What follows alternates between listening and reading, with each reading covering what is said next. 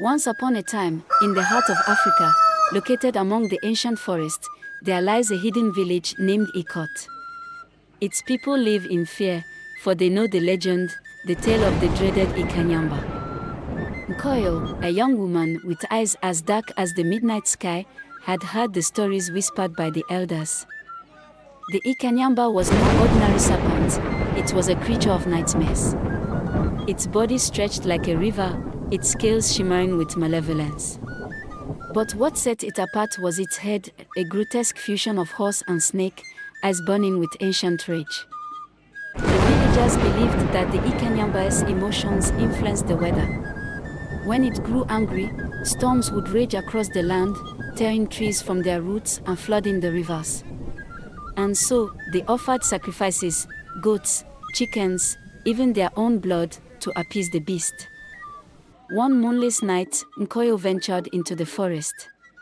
Her brother, Ikong, had disappeared, and she was determined to find him.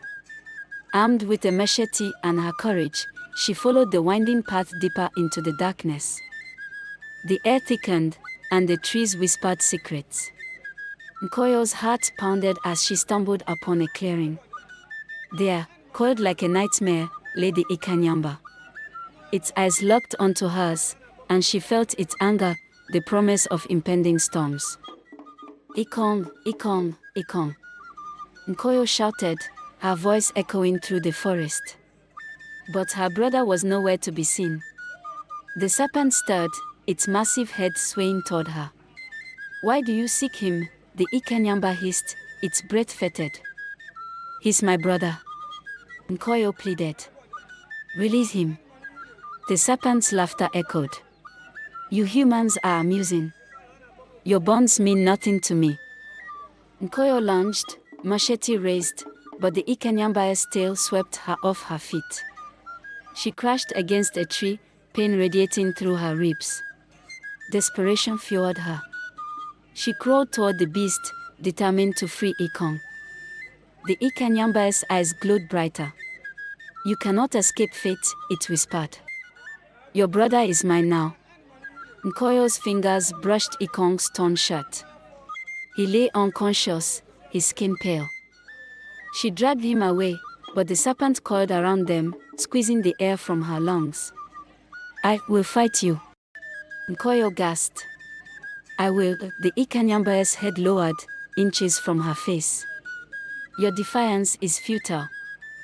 But Nkoyo remembered the tails, the bell around the serpent's neck. She reached for it, her fingers trembling. The bell rang, and the word blurred. She glimpsed other victims, explorers, hunters, trapped in the serpent's coils. I won't let you take him. Nkoyo screamed, ringing the bell with all her might. The forest trembled. Lightning split the sky, illuminating the Inkanyamba's agony. It released her, its form dissipating like smoke. Nkoyo cradled Ikong, tears streaming down her face. You've angered the gods, the serpent's fading voice warned. The storms will come. But Nkoyo didn't care. She had her brother back. As she carried him toward the village, rain began to fall, a torrential downpour. Thunder roared, and lightning danced across the heavens. And so, the curse of the Inkanyamba continued, ensnaring those who dared defy it. But Nkoyo vowed to fight. She would unravel the serpent's secrets, discover its weakness, and save her people. For the legend was not over, it was only beginning. The rain fell relentlessly, turning the forest floor into a muddy quagmire. Nkoyo staggered under Ikong's weight, her breath ragged.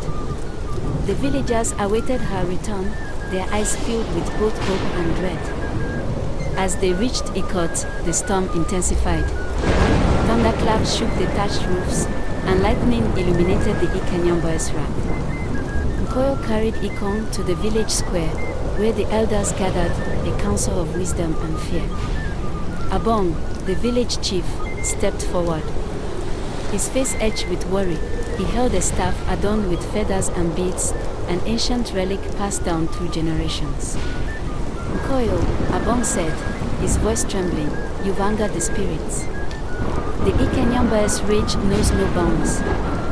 Our crops will wither, our rivers flooded, and our children will suffer. Nkoyo clutched Ikong's hand. I had to save him, she whispered. But I'll find a way to break the curse. The elders exchanged glances. There is a prophecy, Adia, the village seer, intoned. A hero shall rise, a child of both land and water. Only they can defeat the Inkanyamba. Nkoyo's heart raced. What must I do? Adia pointed to the distant hills, where the Orwan River flowed. Seek the Ebabio oracle, she said. It holds the answers you seek. But beware, the path is treacherous. Nkoyo set out at dawn, guided by the oracle's whispers. The forest thickened, vines snaking around her ankles. She encountered a coyote, a spirit of the woods, who offered cryptic advice. To defeat the serpent, Coyote said, you must find the Ike stone. It lies hidden in the heart of the Oro forest. But beware the Indem Isong, the ghostly guardians. Nkoyo pressed on, her machete slicing through tangled foliage. The forest grew darker, and eerie cries echoed. The Endem Isong materialized, warriors long dead, their eyes hollow, their swords rusted. Turn back, they warned. The Inkanyamba's curse is eternal.